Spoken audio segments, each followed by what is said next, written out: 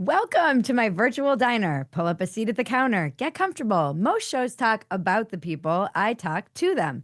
This is Real America with me, Bridget Phetasy.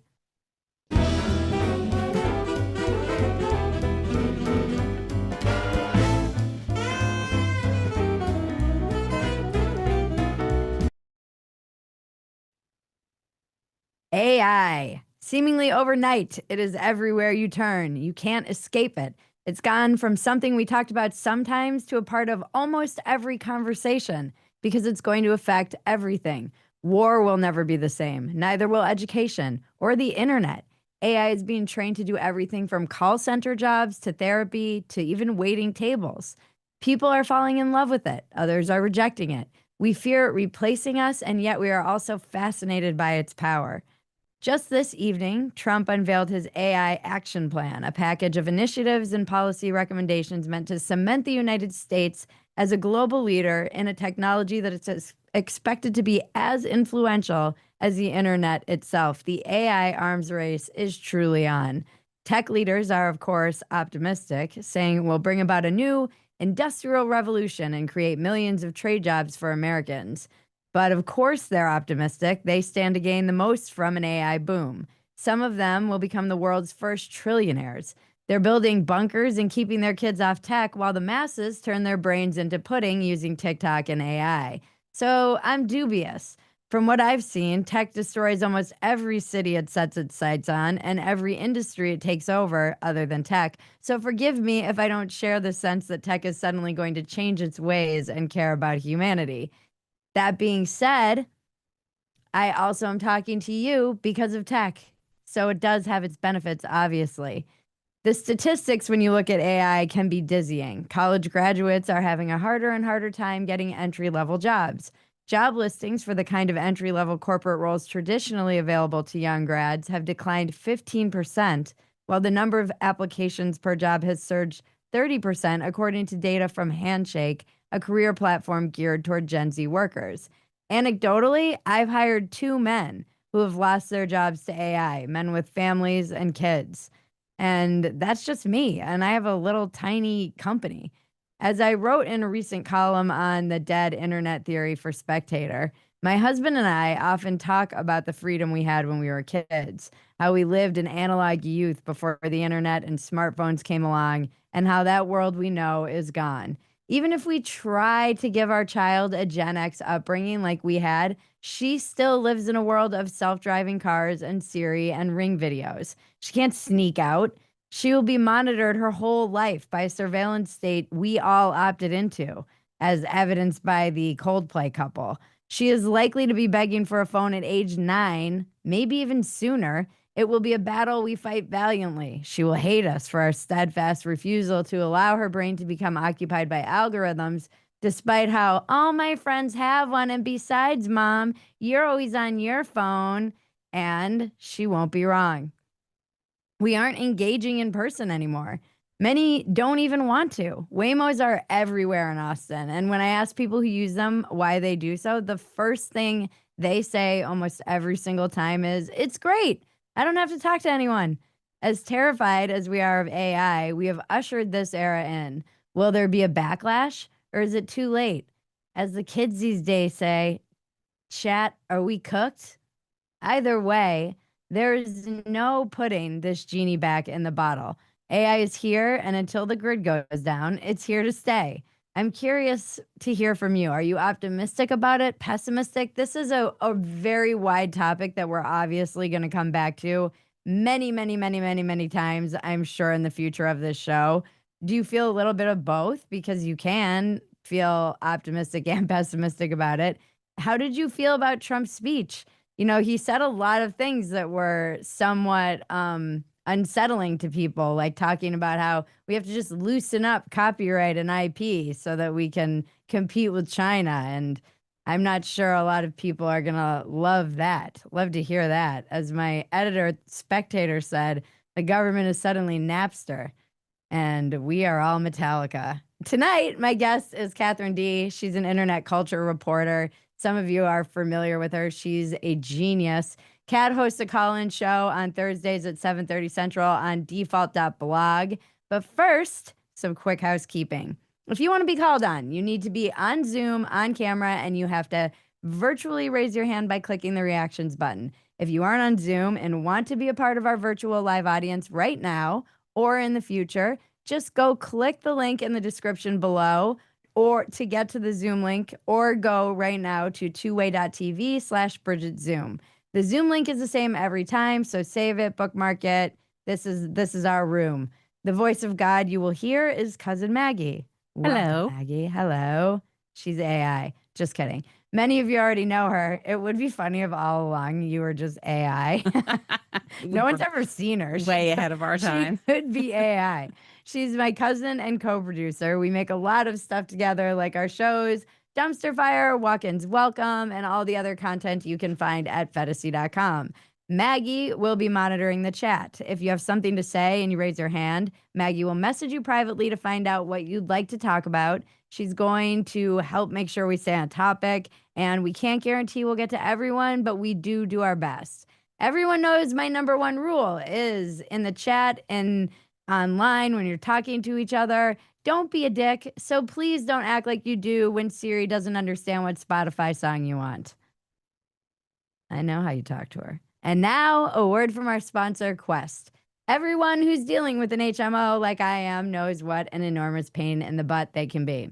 If I want to get any sort of testing done to ensure I'm making my health a priority, I have to wait weeks for an appointment to see my doctor, then get a referral from her, and wait weeks more for an appointment with the specialist I needed to see. Quest helps you cut through all the insurance nonsense and gets the tests you need when you need them. Quest offers over 150 of the same tests trusted by doctors, including diagnostics for specific ailments like STDs, chronic conditions like heart, liver, and kidney disease, as well as testing that is almost never covered by health insurance like fertility and advanced women's hormone testing. Quest also offers broad packages of tests that go way beyond the standard tests you typically get in an annual medical checkup visit. Concierge medicine and functional medicine doctors charge thousands of dollars for these types of workups. Quest offers them for a price of a night on the town. Your health and well-being is worth it.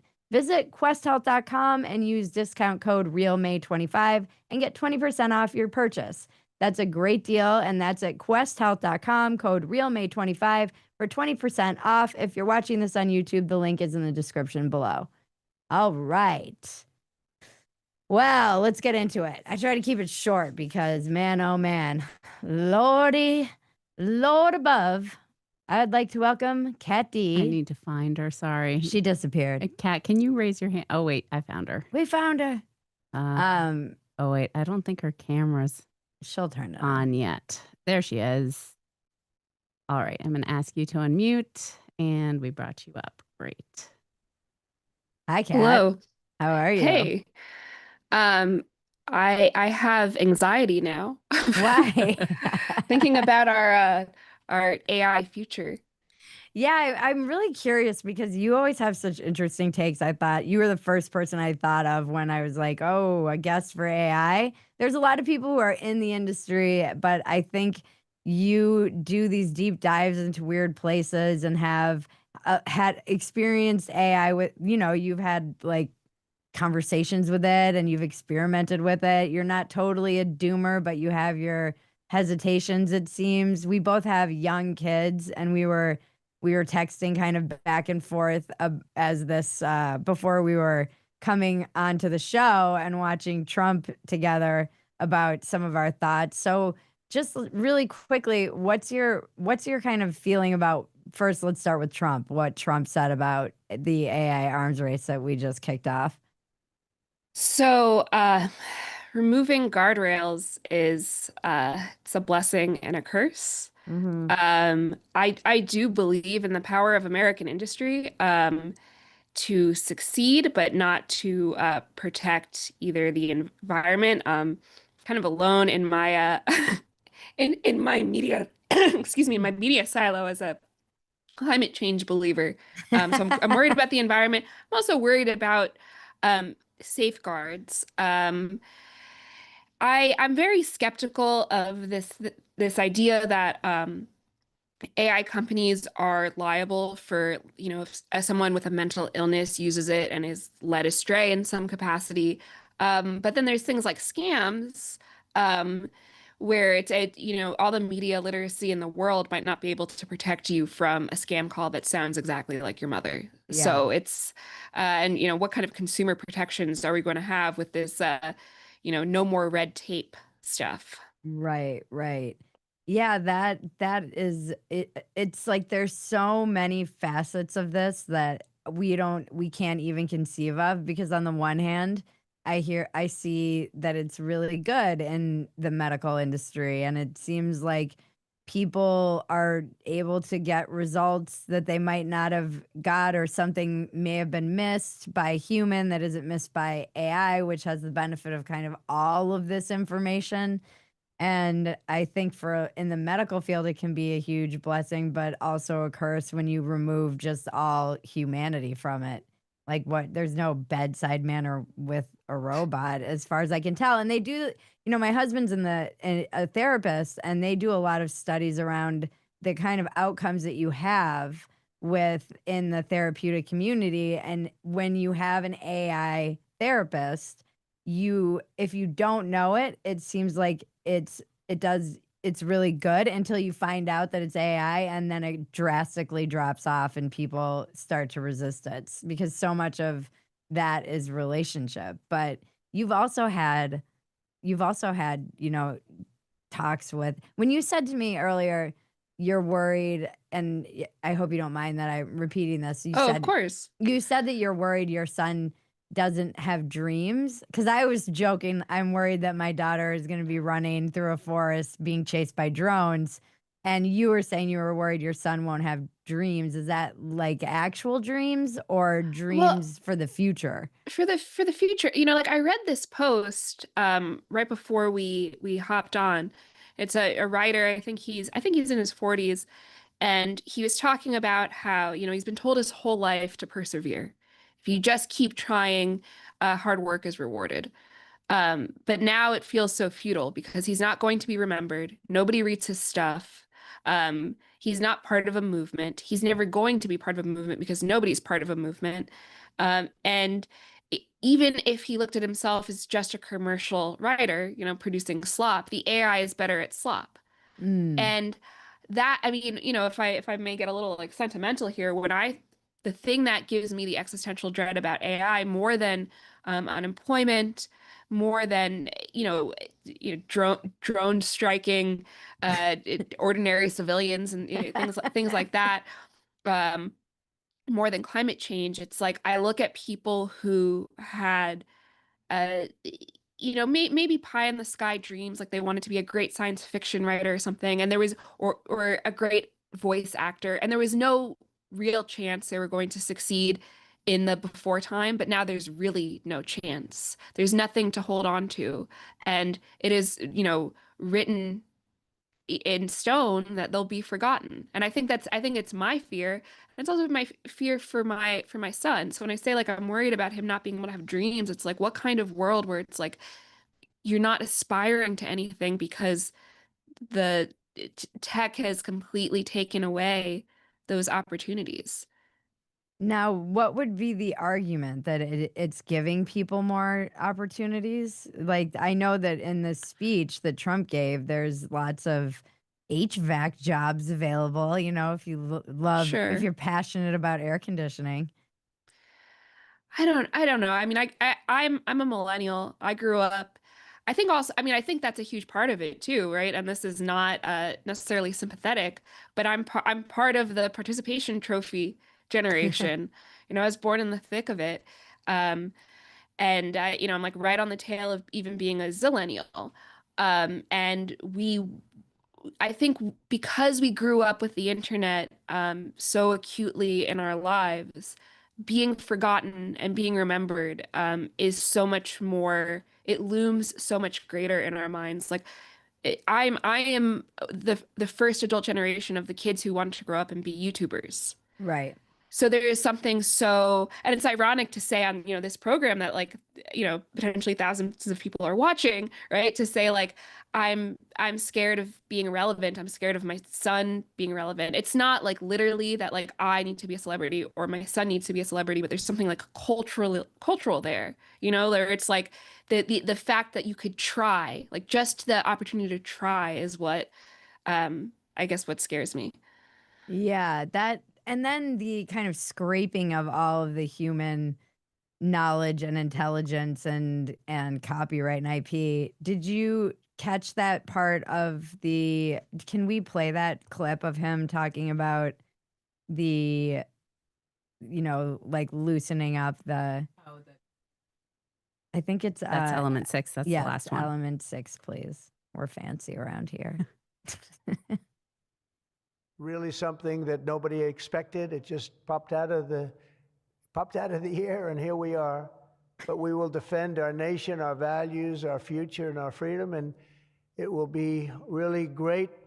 But what we really need to be successful is a very simple phrase called common sense, and that begins with a common sense application of artificial and intellectual property rules. It's so important. What do you think about that? I mean, is he saying that he's going to loosen up I IP law? It seems like it. I mean, that's my interpretation of it. There's a longer, from the longer part of that speech is him talking about how China basically doesn't have to play by those rules. And if we have to litigate every single IP claim, then it's going to slow down the ability to truly compete on the global stage and with AI. I mean, he's right. Yeah, and he is right. That's the tension. Because you want something to be special and you want it to be yours. I will say like IP law is relatively new, and like a lot of like old techno utopians are very, information wants to be free, right? That's like Right. the ethos of the internet.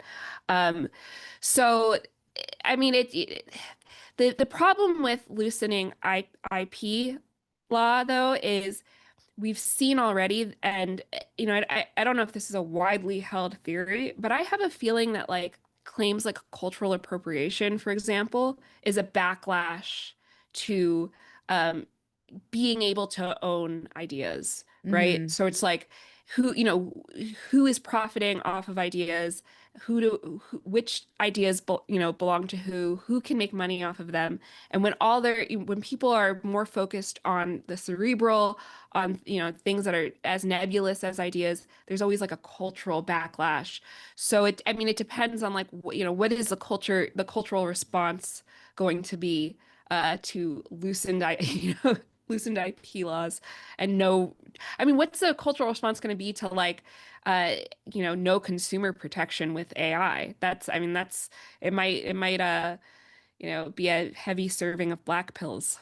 Right. Yeah. I mean, I don't think that people realize either how many, like, there's a real Luddite reactionary generation coming up to this. So a lot of Sure, my yeah. friends have kids, and he's very pro AI, and he's like, oh, my kids are so against this stuff and I can't believe it, and they're just so like they're so crazy about it, and they think it's taking everything away, and because it's something that grown-ups are using, kids are obviously just rebelling against it. But then there's this, as has been reported on in even the New York Times, that they're on TikTok, a lot of these kids are getting fully TED pilled, as they call it, where it's just they've all read Ted Kaczynski's manifesto and basically think he didn't go far enough, or they've become these kids who believe that he was right about everything.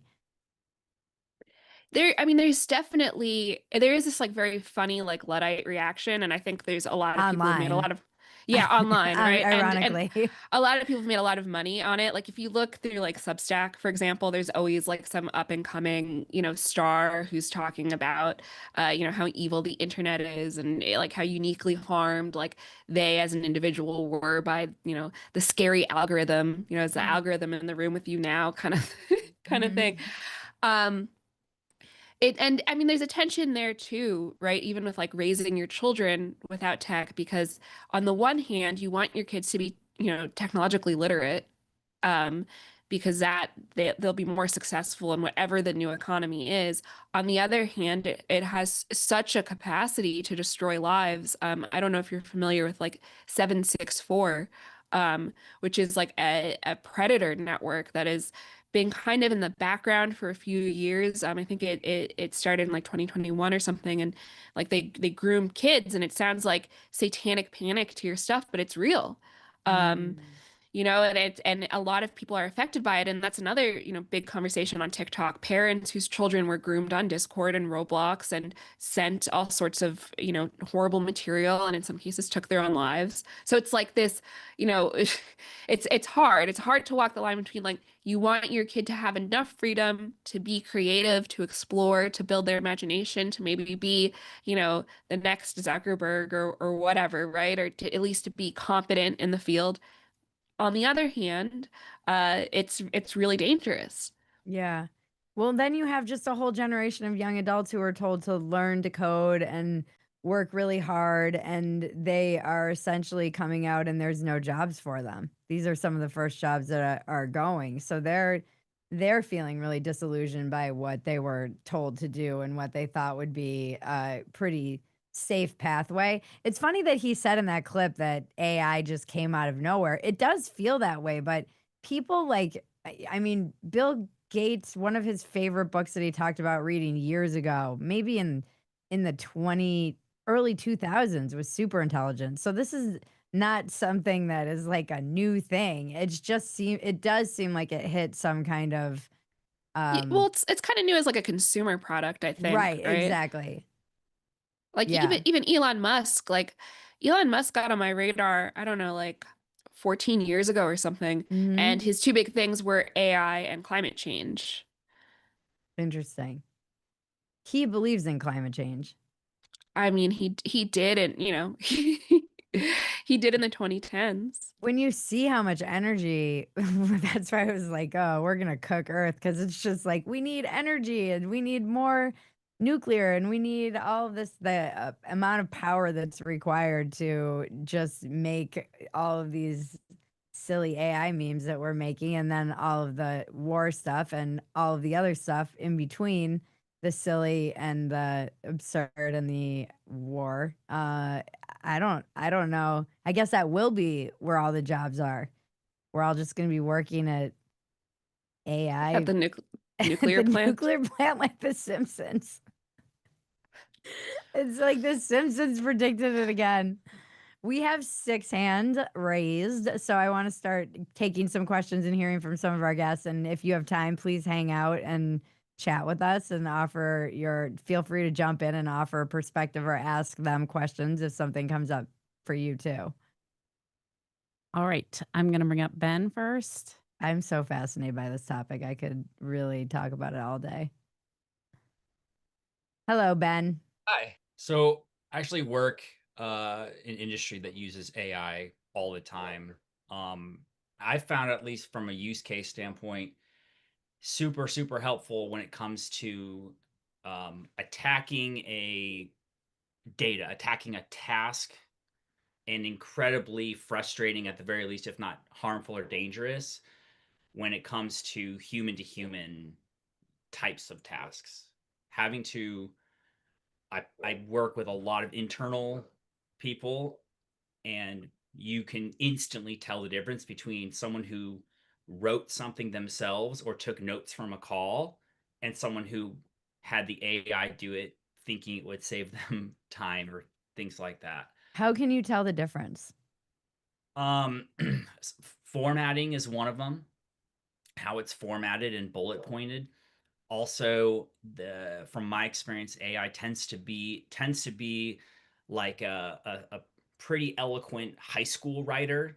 So they add a lot more flourish to their words, and almost like there's an essay count. They're trying to add as many words as possible to make something sound bigger or grander. It doesn't just cut to the point, more journalistic in that sense. Or it'll use words that are sort of thesaurus words. It's they don't want to keep saying there's lack of repetition, so it doesn't sound like a person. So it's always picking a synonym for one word where it could have used another word. And I think in the grand scale, I think that's a lot of the understandable concern is when it's applied to things that a person that are more human. I think the IP kind of stuff is applicable there. And then I'll say one more on a positive note. Being in Southern California, I got to volunteer for Justine Bateman's Credo 23 Film Festival. So she actually created a whole film festival out of whole cloth, um, literally dedicated to showcasing short films and films that were built explicitly without no use of AI, almost like a stamp saying like this is 100% organic produce. And so I'm hoping, and I really expect more people like her, not just from the entertainment industry, but from other industries to come out and not just rail against it, but I think more importantly is to offer alternatives and offer hope and something for people to attract people to it as well. I think that's our only, from the creative standpoint and losing IP and identity and connection to humans, I think that's really our only hope is to build an alternative. Kat, any thoughts? Yeah, I mean, I definitely agree with that. It's something that's been really heartening that I've seen along those lines is like Substack, for example, is doing very well, and there's a like really like flourishing like literary scene, digital scene, um, on Substack, and it does seem like it's easy to recognize AI writing in the same way it's easy to recognize like a young adult novel that was originally fan fiction, which might be like kind of a niche analogy for this audience. But it's like even if you don't know exactly why it's AI, like you kind of if you read enough AI, you internalize the hallmarks, and so people even kind of like amateurish human writing has this opportunity to flourish. And I've also noticed there's a real thirst for like local scenes Yeah. that COVID had really like extinguished. And it's like it's all ages, right? It's certainly like teenagers and people in their 20s, but I am also like I'm in my 30s and I'm also seeing it like there's people want to get together, people want to do things in person because it's a release valve for a lot of the anxiety that we're talking about now. I saw too that those the mid-century modern, like where the couches that were built down, the conversation couches that are like built into the floor are making a comeback because people are having dinner parties again and wanting to have little salons and stuff like that. So I do think, and myself personally writing about the slop and the dead internet theory, which is just a tangent really on the AI stuff.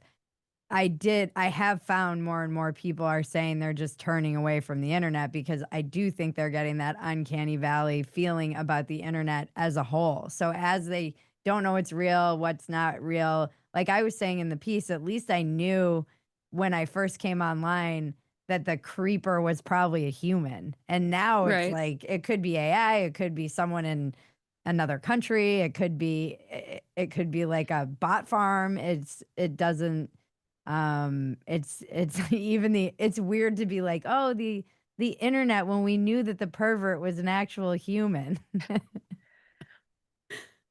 All right. I'm going to bring up someone else. Thank you, Ben. Thanks, Ben. Good to see you. All right. Next, I'm going to bring up Whoa King. Not sure. Let me see. Hi, Hello. can you hear me? Yes. We can. Hi, yeah. So my name's Wo. I'm actually CEO of an AI company, been in AI now close for a decade. And I became obsessed by AI because I could see how it could help the most disadvantaged. So I did user testing in old people's homes, homeless shelters, job centres. I'm in the UK, so we call them job centres. And I saw how it could change their lives. So we became part of the Google AI network and we work with people like Amazon. And the revolution is from the bottom up. And we're having this conversation now about how AI is a threat. And I once was on BBC and they were saying, well, everyone says it's a threat. And I was asked, well, who's everyone? And they said, well, professors and journalists and politicians. And I said, well, if you asked a homeless person, Yeah. because I have, and it changes their life. The actual revolution is a revolution against the state. Mm. If everyone has AI, it means that the state is in trouble. And that's the reason why we're having these discussions in this way, because the elites and the intelligentsia and whatever you want to call it are terrified because their status is under threat because of this technology. So I do workshops and lectures and things. When people ask me, what's this like? And I say, why do you ask me? I'm in tech. You should ask an historian. I don't know. It's like the invention of the printing press. That's what I think. And Yeah. the invention, and also I turn around and go, stop asking the people who invented the printing press what this revolution means. You ask people like Shakespeare. They're the people who used the printing press, right? You're asking the wrong people. So you're asking people like Elon Musk. He has no idea how to use it. He knows the technology. You ask the authors if you ask about the printing press. And the revolution means the fact that for an individual, no matter how poor they are, and I've done this with many, many people, is that they then go, so for instance, we have something here called benefits offices. So I've had a homeless person who couldn't get the benefit or couldn't get access to homes. And I gave them the AI and I said, right, you use it in a certain way. So how you use AI is very important. It's called prompt engineering. They went in and instead of asking, what can I get? They turned around and said, this is what you have to give me. It's the law. And then they said no. And then they went, okay, it wrote the appeal email, quoted the law, and there's nothing they could do to stop it. I was speaking at the Amazon headquarters recently and to the heads of local government. And I said, what you don't realize, and there's this big open panel discussion, is that the threat is you will be given requests for services that you can't turn down because it's the law. And that is the threat to the establishment, is that these access to not information, but how it can be used is a revolution against the elites. And we have this discussion all the time in this very rarefied atmosphere about how it's a threat. Yes, it is a threat to the elites. I talk to or use it with an 86-year-old who's got advanced Parkinson and it revolutionized their life. Mm-hmm. I talk to a 16-year-old girl. We always have this because of something we did. 16-year-old girl who's escaping a household where she's getting beaten and she's on the street. AI revolutionizes her life. But of course, those people are not part of the discussion and I never are part of the discussion. And that's the people I use AI with and see how the revolution is. And that's a discussion that never sort of happens. Mm. How Kat? are they using it? So what we do is we'll use the AI and then we'll get the law. So this happened recently in America, that someone has gone over all the case law and so AI can go over it. So as an individual, a homeless person, to this girl, she can go, right, you've got to give me housing, you've got to give me this benefit. You have to do these certain things because it is the law, and by the law that you have to do this. And so they can go along and just read from her AI, send it as an email, right? When she's having a talk over the phone, so we did this with someone, as the person is talking, because she's 16, she can just very quickly type into the AI.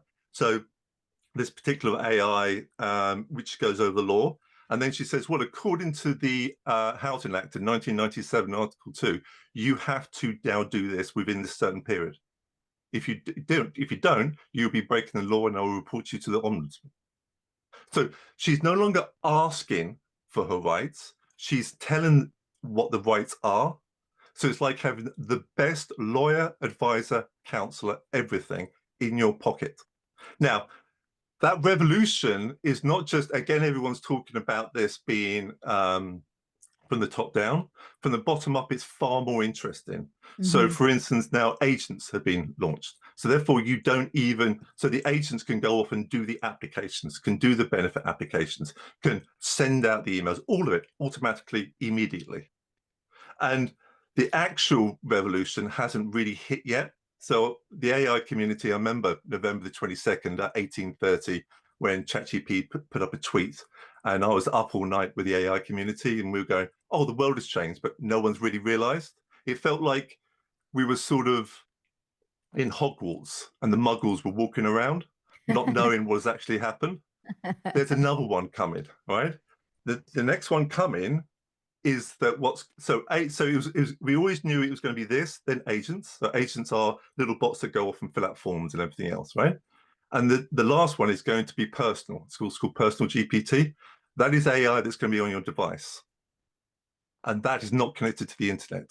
And it is yours. And what gets me again is how people don't use AI in their own world. And that is just insane to me. So for instance, so I'll use myself as an example, Bridget, because I know you use yourself as an example all the time, is that recently I had a health scare, massive alcohol problems, huge amounts of stress. Right now with AI, it's insane, business stress and so forth. I used AI to change my life around. I used AI and I've lost 20 kilograms, which I don't know what that's in pounds, about 30, 40 pounds, using artificial intelligence. I've used it to make my life better. And I did that because I've showed so often about how other people can make their life better. You can, as an individual, 10x and 100x yourself, which means that the bottom can revolutionize their lives. And we're talking about this in this rarefied government's talking and everything else. I don't really care. I care about that 16-year-old girl escaping domestic abuse, how this means that she will get what she legally has to get from the state and will then change her life. She can use it like, well, how do I improve my finances? How do I, and all these different things, because AI is very good at being goal-led. And it's really good for the individual to improve their lives. People aren't using it to improve their lives. I am shocked. But so I think this is a lack of knowledge and education too. I mean, we talk about this in terms of the revolution of when they're like, we're getting cell phones out of the schools. I'm like, okay, well, education has completely been upended, and people, I don't even know how to teach what to teach my daughter or how to teach my daughter. And some of the stuff she should be learning is exactly what you're talking about. And I have known people who have used AI to change their lives and lose weight and find the right, supplements and all the things. So, but I don't know that people know how to use AI to do that. So maybe you should start a YouTube channel. Well, I have actually, right? But the great news, Bridget, is when I do workshops, and right from the early days, I knew this was going to be the case. When I do workshops and you get women, mainly women in there, so you get sort of this division. You get engineers who are like very male, and then you get women who come in, from the knowledge-based profession. You people, right? Catherine and Bridget. Or you get PR people and loads of these different people. And I do this week-long workshop. And the engineers come in going, oh, we're the tech people. This is our sort of thing. By the end of the week, a lot of the engineers have left and the women are using it brilliantly. This is a much more female-friendly technology because it is about language.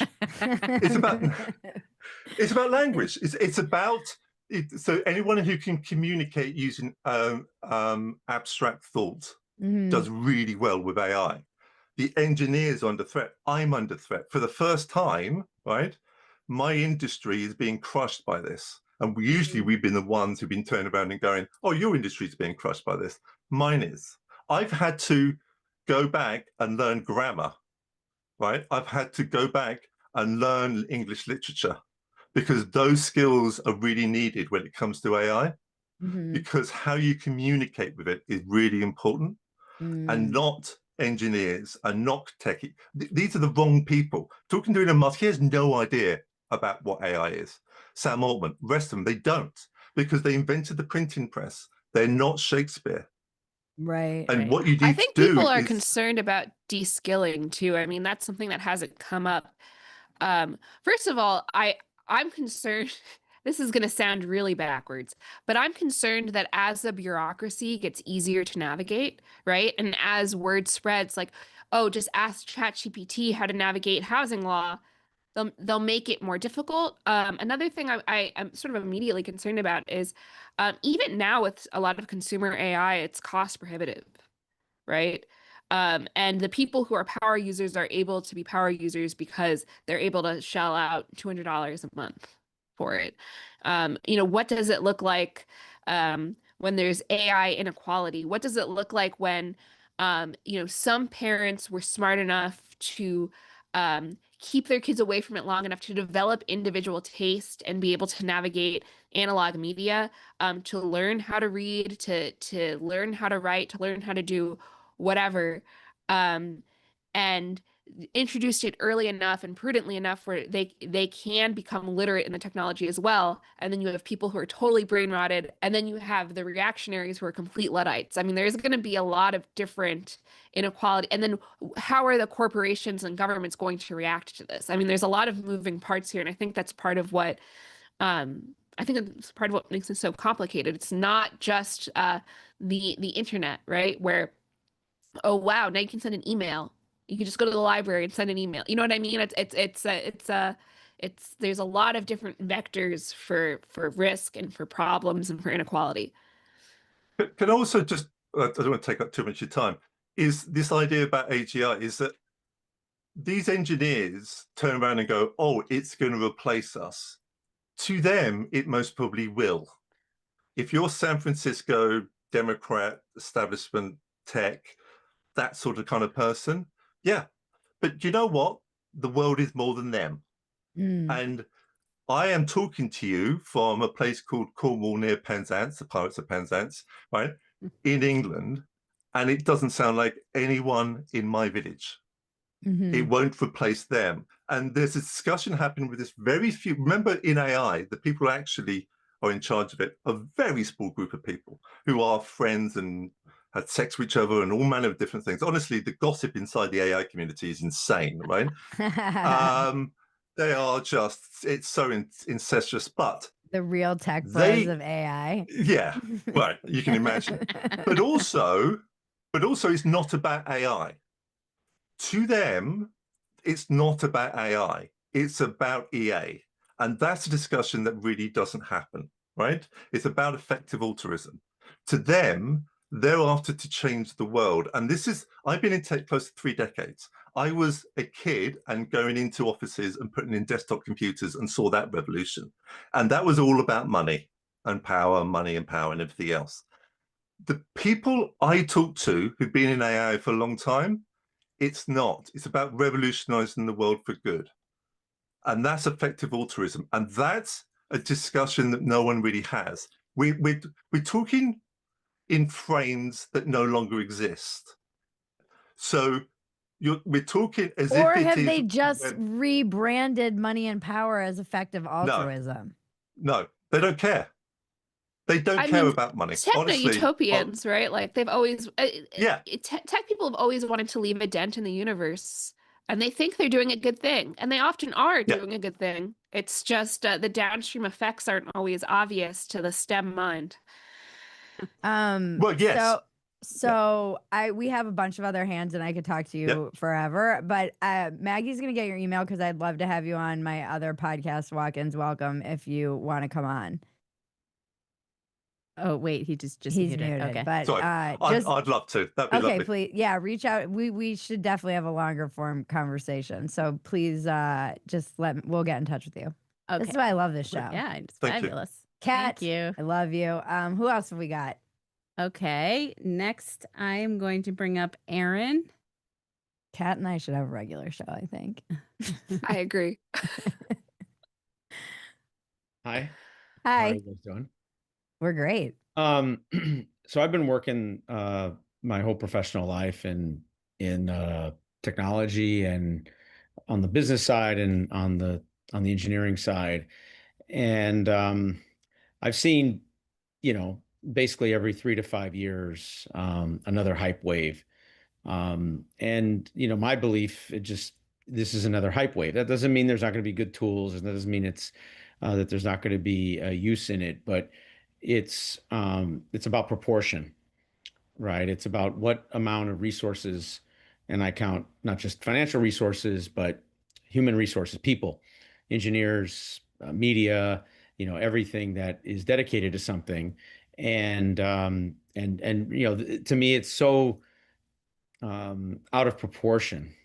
And I see it in the real world on a regular basis, because I look at the industrial lines for like automation that I'll work with, or sort of real world corporate back office environments. And people are experimenting. There's little agents bouncing around, very extremely high failure rate, and more importantly, just almost no scalability. And sure, there's singularity and the Skynet and blah blah blah. But like every other good hype wave, there's no accountability on what anyone says. Just like all human performance, right? You can just say whatever you want, and no one holds you to account. 5 years later or 3 years later, when you said, "I guarantee it's happening, it's predictive," because there's no skin in the game. So I'm a big Right. Nassim Taleb type person who, if you're going to make a prediction, you better put skin in the game, and you better have consequences, credibility, integrity, fidelity consequences when you're wrong. If you don't, then you don't really don't have skin in the game. Mm-hmm. So if you're not losing money or your own professional credibility when you make kind of, let's just say, substantially aggressive predictions, then it's just people talking, you know, smack at a bar or a sports bar. And Welcome I to just the believe there's a internet. huge amount of this, because everyone has a long trade on everything in this direction. And by the way, we had this 10 years ago with blockchain. Remember, blockchain was supposed to change everything in human civilization, But or crypto sorry, was supposed to do that. That's what I think about at night. Like when in my darkest moments, Yeah. I'm like, I don't own any Bitcoin anymore, and I'm Mhm. fine. No, I don't either. Pay my It's bill. fine. You know what I mean? I rode the And it's bubble very, up. me too. And yeah, And it's a great that's fine. comfort that it didn't revolutionize anything. I mean, what like Web3, it's just like the minute someone says Web3, I'm just like, It's like whatever. BS. Yeah. Yeah. And my argument is this is Web 4. but So is there no not one an branded it this way. AI arms race to a certain extent amongst countries, and as far as war technology, that is Well, but I mean, absolutely I think happening. in the end, there's a category error, right? There's a category error we make because we want to make it as human beings, because it serves us, because we can build narratives. But we assume when we say, oh, there's a shift in certain military technology, like say to drones or UAVs or other type of unmanned technology, that equals like equal signs AI. No, I mean, will there be some other software support technology in there, some of which will be supporting swarming when that's the right application? Absolutely. Is that going to be the application 99.9% of the time? Of course not. I mean, it doesn't make any sense. I'm an Occam's razor person, because I think Yeah. life is Occam's razor. Like at the end of the day, are you gonna, like for men when they go take a shower, are they gonna have like an AI shaver? I mean, really, like, is that the solution we need for an extra 5 grand? No, we don't. Mm. And so I just believe, and I learned this a long time ago. If there's a technology that's searching for a problem to solve, that's something you have to always be wary about. And, I find there's a huge amount of technology searching for a problem. And it's a packaging game. There's a zillion Canva PowerPoints. Like there's a great meme out there, which is showing someone on the selling side saying, hey, we have all these great agents that are going to hammer all these customers. And then someone on the customer side showing their boss, hey, I have an AI agent that's going to block all this stuff coming in that Hmm. they're trying to sell us. And I just think a lot of this is going to filter back to basically a great big spam event. That doesn't mean there won't be improvements. There absolutely will be, and efficiencies, absolutely. But this idea that, it's this, and then there's crypto, and then there's UBI, and then everyone just gets stoned on gummies or something weird like that. I mean, it's just like, it just doesn't make any sense. I mean, Look, I get it. People don't want to do hard work anymore. I totally get it. They're fried after COVID. We've gone through just, the post GFC. We still haven't processed that. We're still probably 40 years from handling that. So people are just like, yeah, whatever. But like the real answer is grinding, and in your craft, whatever your craft is. And that's not going to get AI. Mm-hmm. You're not going to become a better interviewer, a more empathetic reader of people because there's an AI agent from blah, blah, blah.io. Right. Like, that's not going to happen. So you're saying AI can't replace me? Well, I mean, could it replace the worst version of what you used to be when you started that didn't have what you have now? Sure. And will that produce very much revenue? No. Can it, Mm-hmm.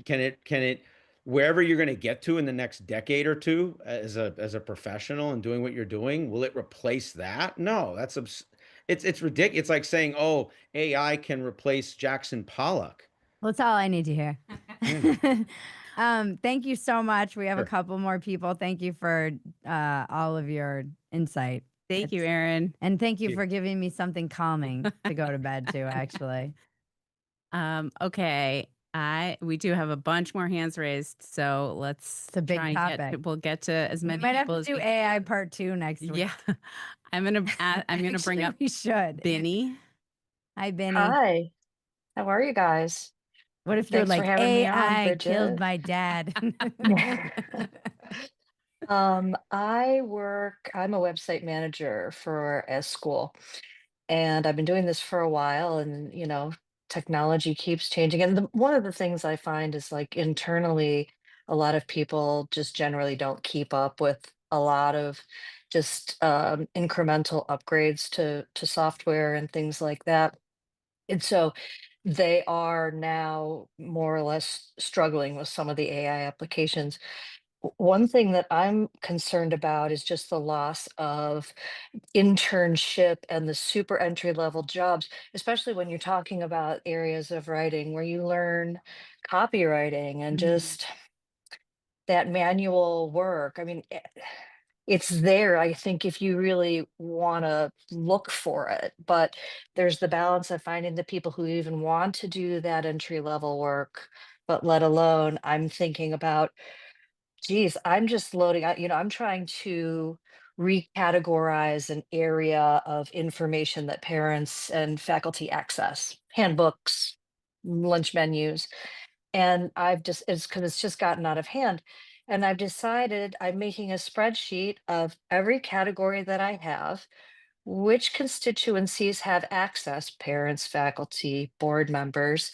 And then I'm going to upload that to Chat GPT. I have like the $20 a month subscription, and ask it for some organizational advice. Yeah. Like, ask if you would think about this visually and Mhm. not with words.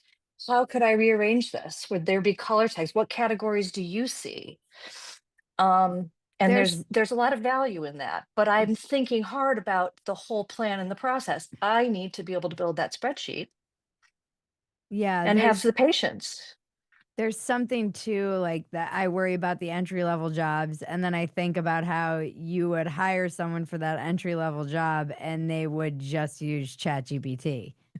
Yeah. Yeah, think but eventually- they could learn about the importance of the content and what that means to our work and the work of the school and our constituents. And that brings you, like, if you care about the holistic picture, then those entry level jobs are important because you're not going to get that ground level, like really learn from the bottom up. But And that's the my Maybe same it's, issue with school, right? Like yeah, with the people just not doing the rote work because it seems useless. When am I going to need this? There's so much that you do in school, like you do in an internship or apprenticeship, that you realize why you needed it 15 years down the line. right. I mean, I'll push back against that. I hated Okay. all that busy work that they made me do. And I was like, why are you making me do this if I can just get an A on the test because I read the chapter and I learned it?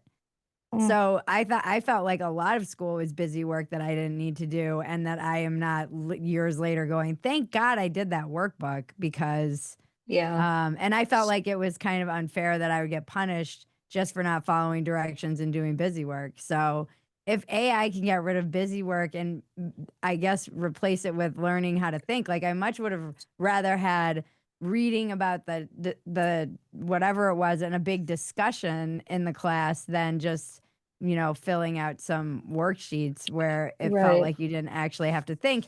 And I think this goes to a bigger point that I've been thinking about a lot, which is that we are not process driven. We're very outcome driven in general. When it comes to education, it's very much get an Mm. A so that you can get to the college. And it's not like, well, why are you writing? Well, you're writing so that you can learn how to think.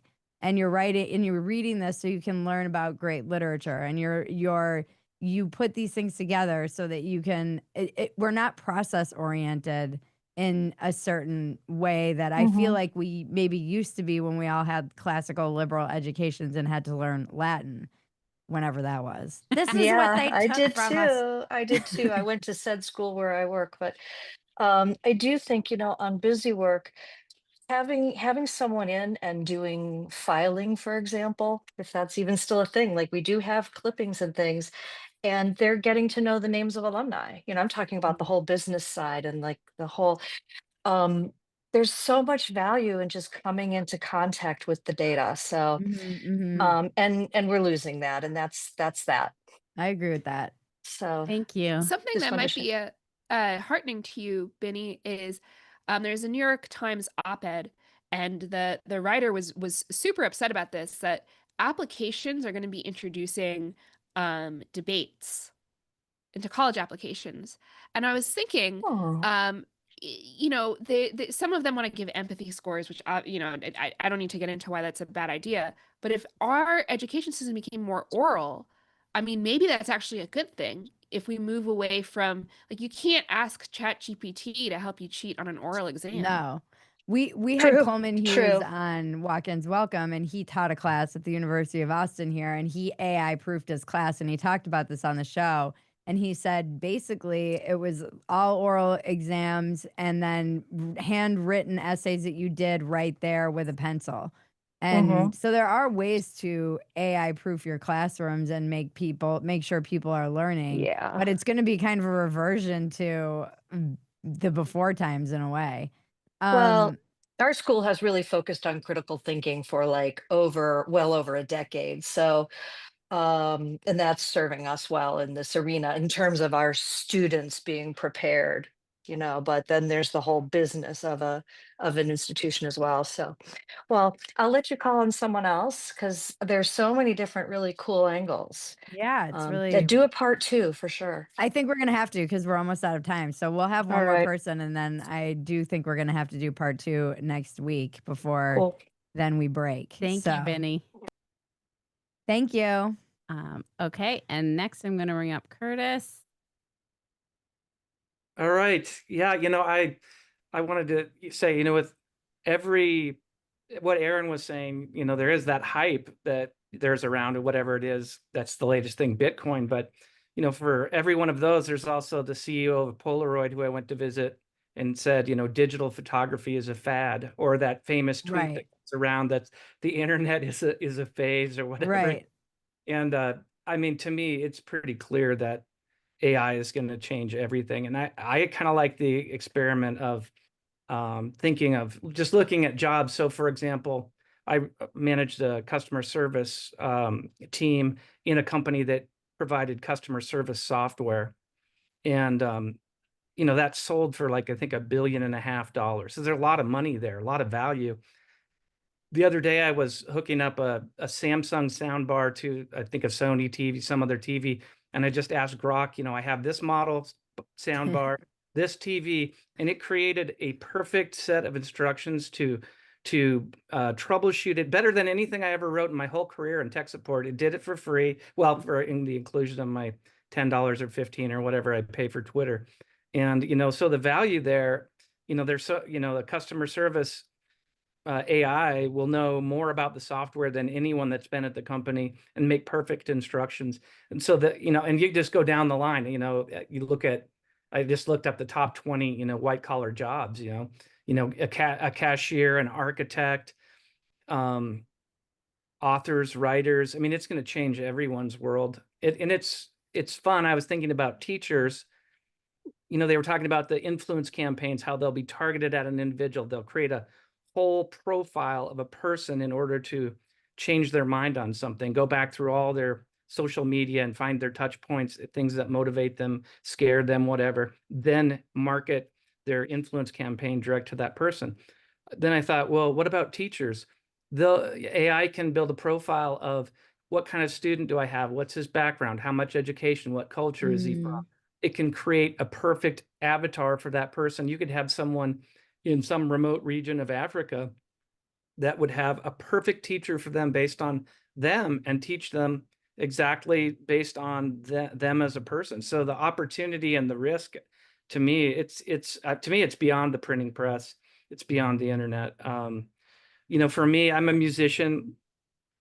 So I was really interested in Bridget's article that she just wrote, mentioned this band Velvet Sundown that had like 1.5 million listeners or followers or whatever on Spotify. So I brought it up and I was like, wow, this is really good. And Rick Beato, who's a big YouTuber on music, had a great YouTube whatever program on, here's a band I created. Here's how I did it. I created these lyrics. I told it to do an Americana. Here are the songs it created. It's good. I mean, it's really good.